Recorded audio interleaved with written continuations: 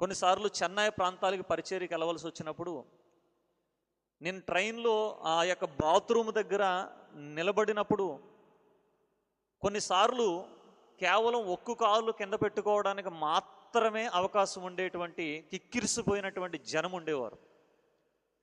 అలాగ నేను శ్రీకాకుళంలో ట్రైన్ ఎక్కి నేను దిగవలసినటువంటి ప్రాంతాలకు సువార్తకి సభలకు వెళ్ళేటువంటి స్థలాల్లో సుమారుగా 15 గంటల సమయము, దగ్గరగా 15-20 గంటల సమయము కూడా ఒక్క కాలు మీదే నిలబడి నేను సభలకు వెళ్ళినటువంటి ఎన్నో దినాల ప్రయాణము సువార్తలో నాకు తెలుసు.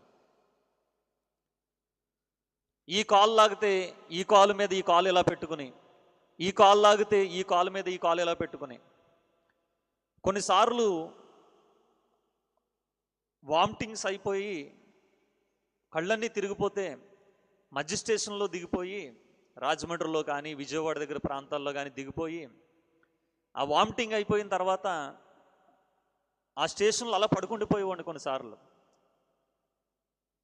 మరలా తిరిగి మరలా మెలకు వచ్చిన తర్వాత మరలా ఏ ట్రైన్ ఉందో చూసుకుని మరలా ట్రైన్ ఎక్కి మరలా తిరిగి వెళ్తూ ఉండేవాడిని. ఎందుకు ఈ విషయాలన్నీ చెప్తున్నానంటే, ఏదో సేవ అంటే